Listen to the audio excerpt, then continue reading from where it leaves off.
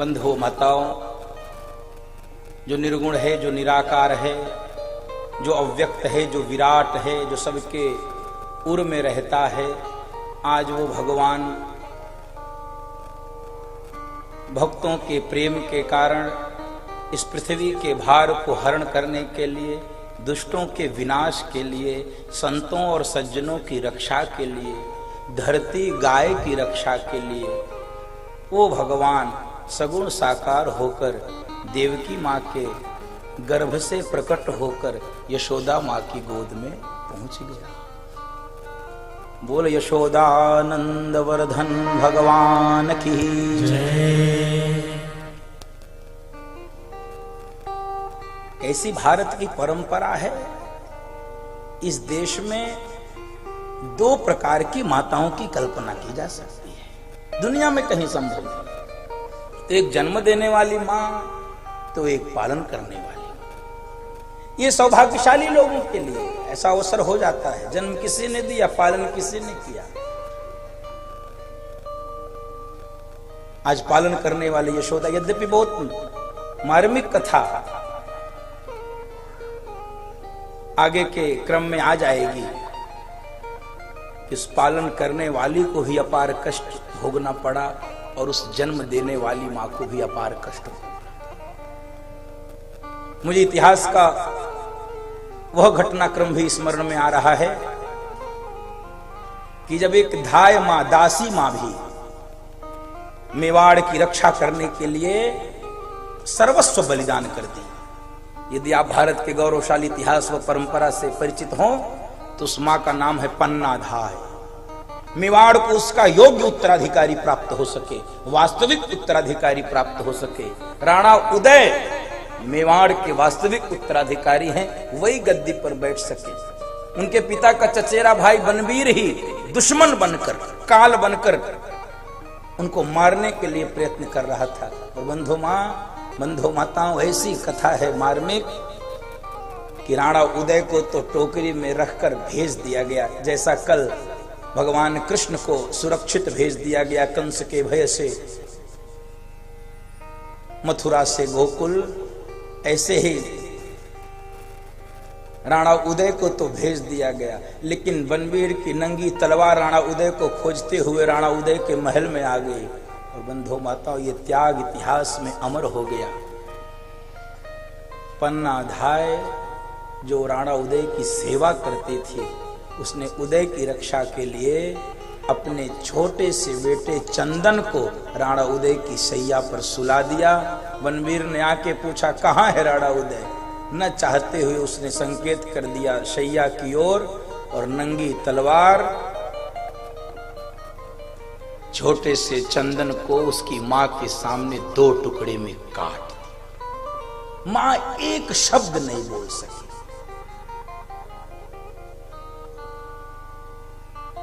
क्या त्याग किया इस देश की माताओं ने, इस संस्कृति की रक्षा के लिए, इस धर्म की रक्षा के लिए, मानवता की रक्षा के लिए। तो ऐसे सभी माताओं को मेरी व्यासपीठ बारंबार प्रणाम करती है। वास्तव में जिनके कारण ये धर्म सुरक्षित है, ये देश सुरक्षित है, ये संस्कृति सुरक्षित है। आज नंद भवन में आनंद हो रहा है, और आनंद की सीमा नहीं है, आनंद की पराकाष्ठा नहीं है। 18 श्लोक में नंद उत्सव को गाया है श्री शुकाचार्य जी ने। 18 श्लोक, और मानो कि 18,000 श्लोकों का सार भर दिया है 18 श्लोक।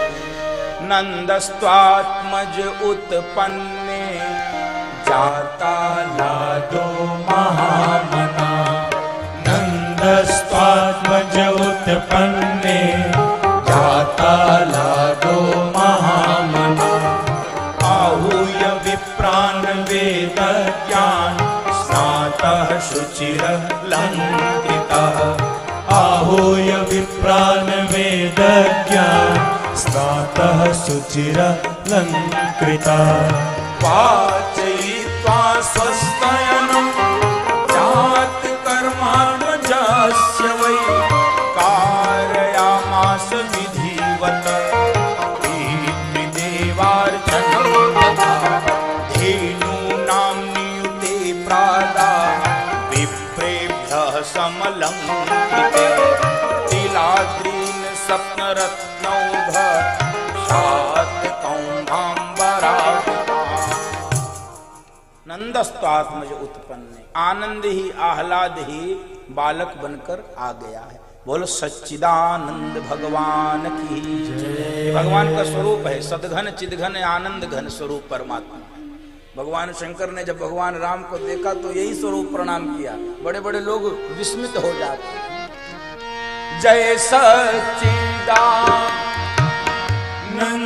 जग पावन, अस कहि चले मनोजन सावन। राम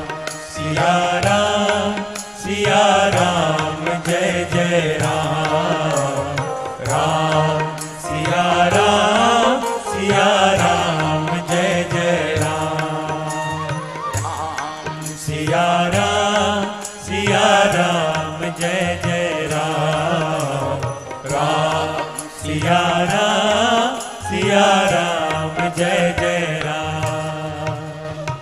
तो बंधु माताओं, भगवान आनंद कंद प्रकट हुए। उत्सव ऐसा हो रहा है, वर्णन आता है कि नंद बाबा उदार मना होकर अपना सर्वस्व लुटा रहे हैं। अब क्या बचाया जाए?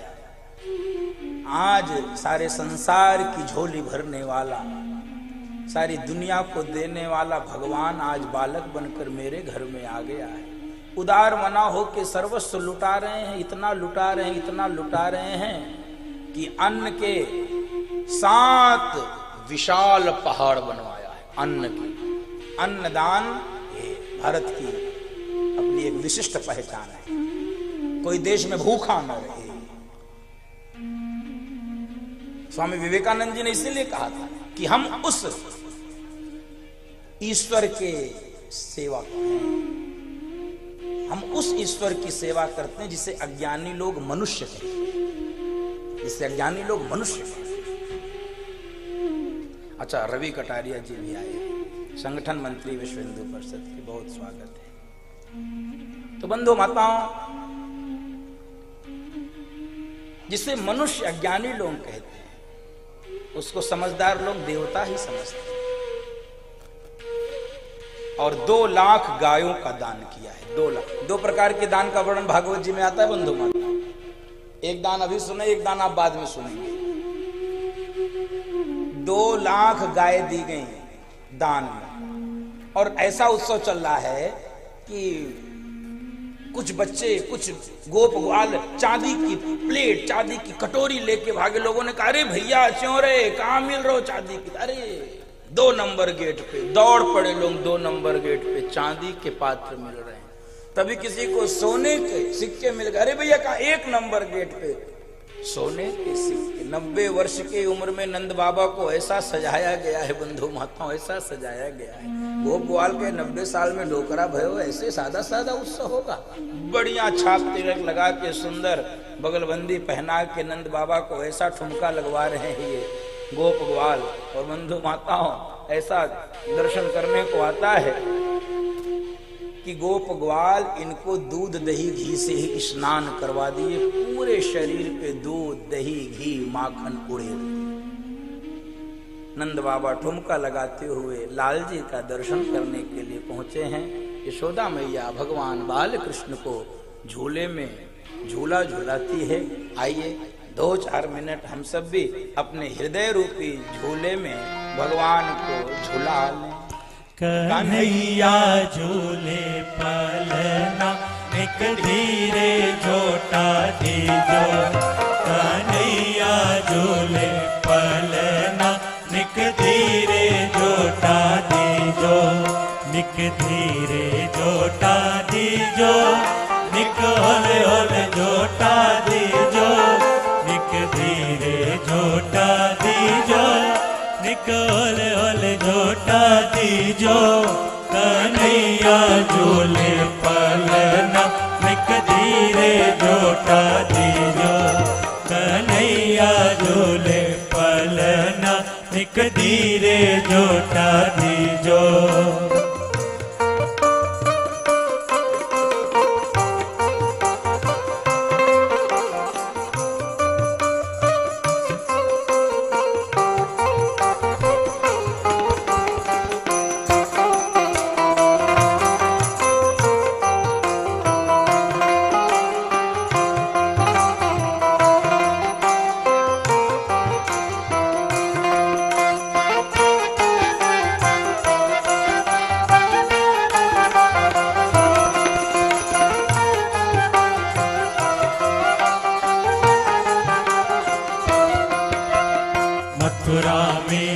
जन्म लियो है, मथुरा में हरि जन्म लियो है, मथुरा में हरि जन्म लियो है, मथुरा में हरि जन्म लियो। गोकुल में गोकुल में गोकुल में झूले पलना, एक धीरे जोटा दीजो। गोकुल में झूले पलना, एक धीरे जोटा दीजो।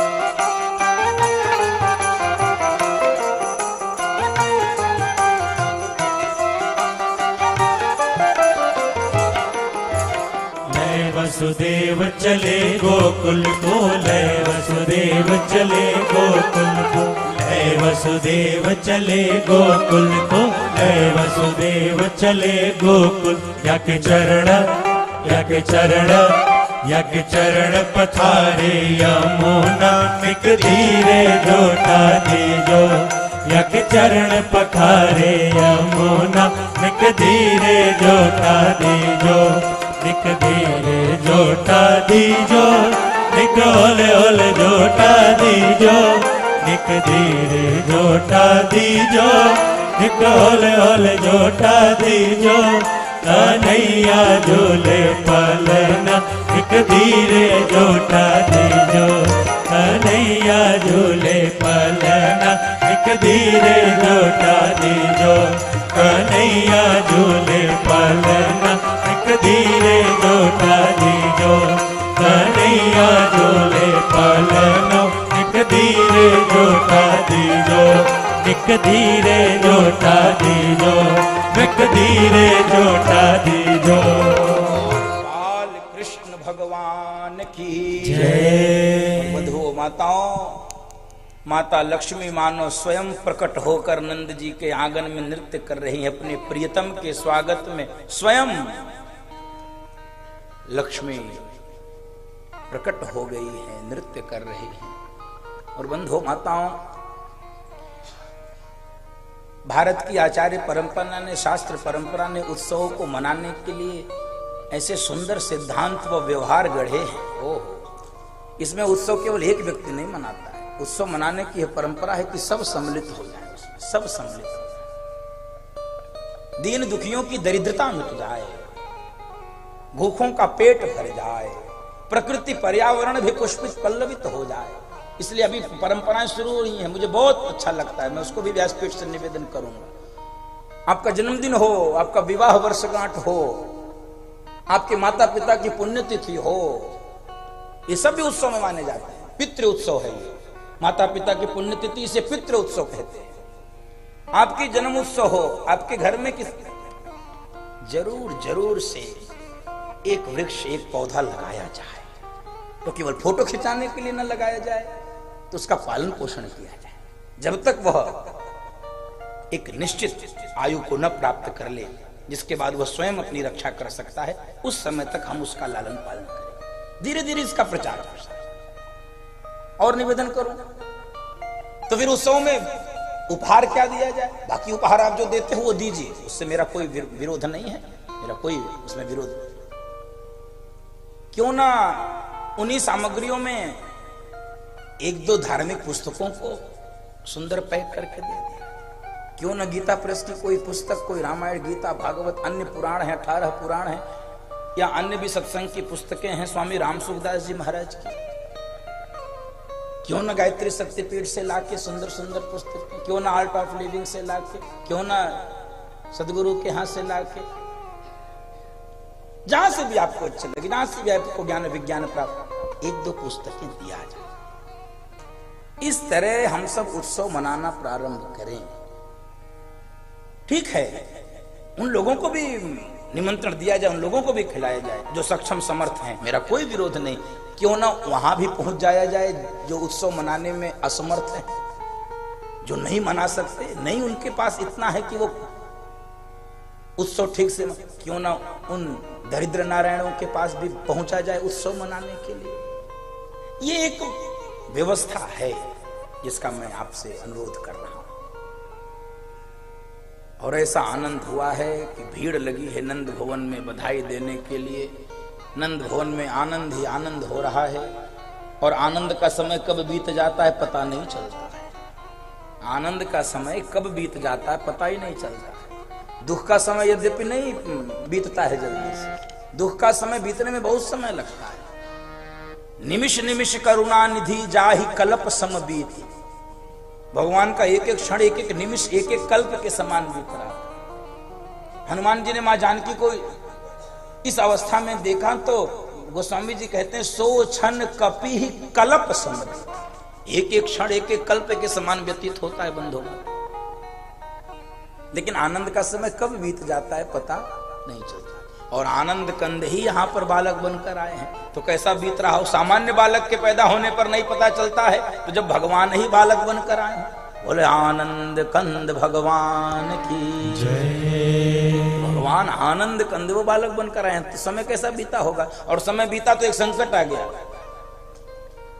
नंद बाबा को लगा कि कंस को कर देने की तिथि निकल गई और ये बहुत उत्पाती राजा है, यदि समय से हमने टैक्स नहीं दिया तो न जाने कौन सा उत्पात मचवा दे गोकुल में। इसलिए नंद बाबा को लगा कि समय से कंस को कर चुकाया जाए। तो लाल जी हैं और अभी शैशवावस्था में हैं, लाल जी अभी तो प्रकट हुए हैं, तो कैसे लाल जी को अकेले छोड़ा जाए, गोकुल को कैसे किसके भरोसे छोड़ा जाए। तो नंद बाबा ने गोप ग्वालों को बुलाया है। गोपान गोकुल रक्षायाम निरूप्य मथुराम गतः नंदः कंसस्य वार्षिक्यम करम दातुम कुरुद्वः। गोप ग्वालों को बुला के गोकुल की रक्षा का भार उनके ऊपर सौंप के नंद बाबा यहाँ से चले हैं मथुरा कंस को कर देने। और जैसे ही कंस भवन में नंद बाबा प्रवेश कर रहे थे, वसुदेव जी ने देख लिया, सिर पकड़ लिया, अरे हम तो अपने लाल जी को कंस की डर से इनके घर में इनके आंगन में सुरक्षित रख के आए हैं और ये कहां डोल रहे हैं, यहाँ पर ये कहां डोल रहे हैं। और कंस को कर देने के बाद जब नंद बाबा निकले, दोनों की राम राम हुई। भैया राम राम, राधे राधे, राधे राधे। और ठीक, हाँ आप ठीक। वसुदेव जी ने कहा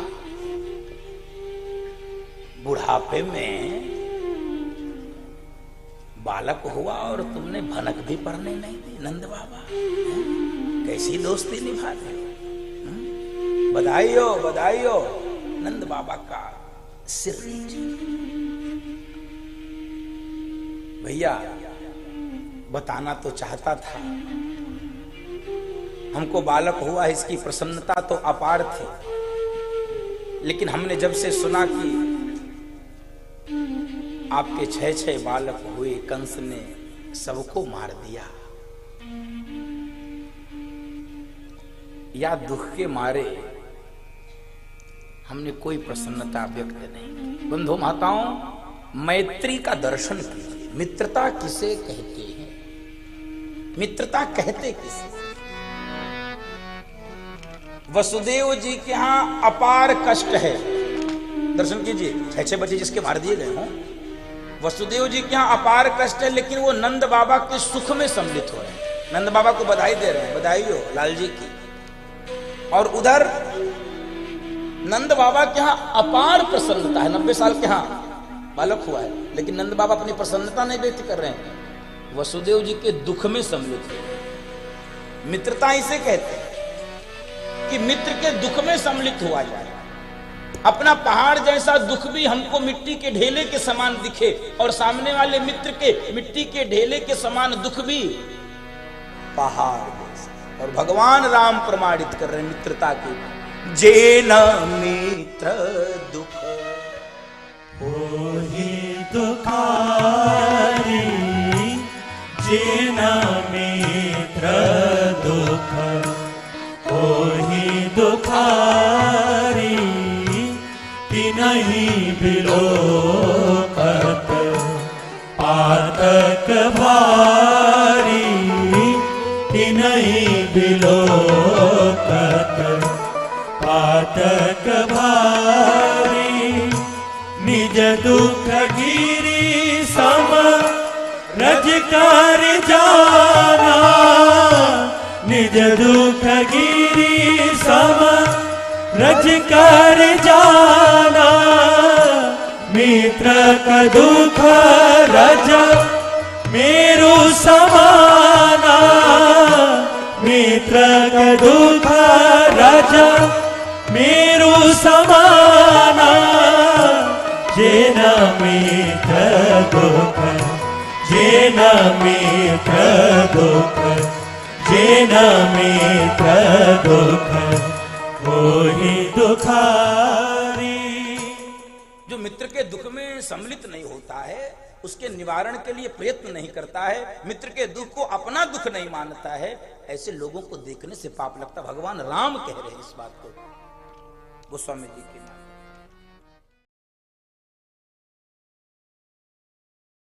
आनंद टीवी से जुड़ने के लिए आप हमें व्हाट्सएप करें 9277395752 पर।